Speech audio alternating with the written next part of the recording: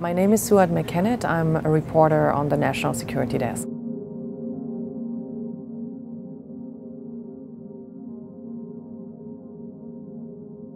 I met the wife of a firefighter.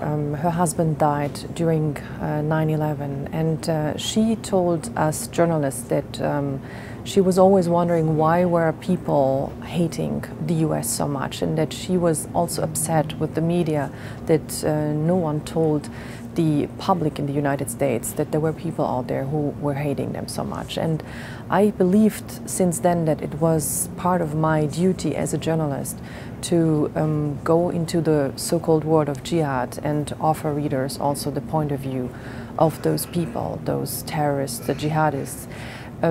I believe that in order to really find solutions for radicalization, for extremism, we must also understand how those people think. We must know what is in their hearts and minds.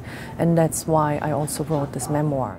In July of 2016, I went to Munich because we heard about a shooting at the city mall and close by in those areas. So I was sent there because the shooter was described as a man who looked Middle Eastern, and we thought it could be somebody who was inspired by ISIS or Al-Qaeda. But it turned out that this person, he was inspired by a right-wing ideology. While I was on my way to Munich, I realized that the son of my cousin was missing.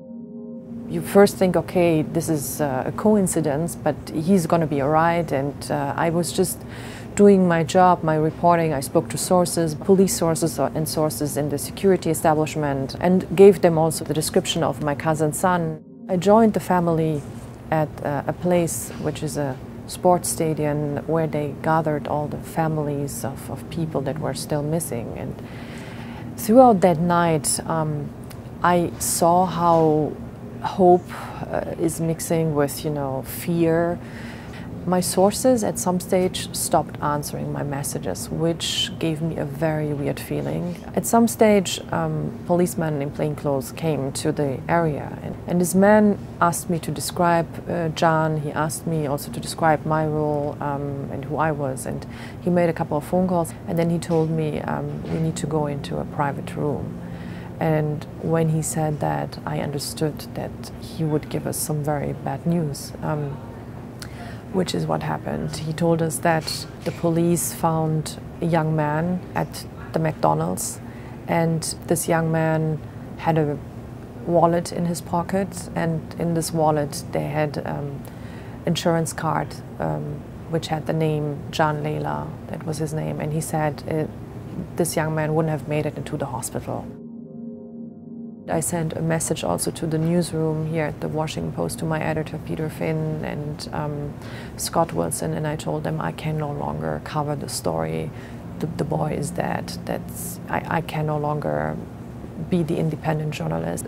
It brought back some stories, old stories that I had covered in the past, where parents had lost their children, and I started to really feel the pain of all those people again when I saw how my cousin and his wife broke down after hearing the message that their son was killed.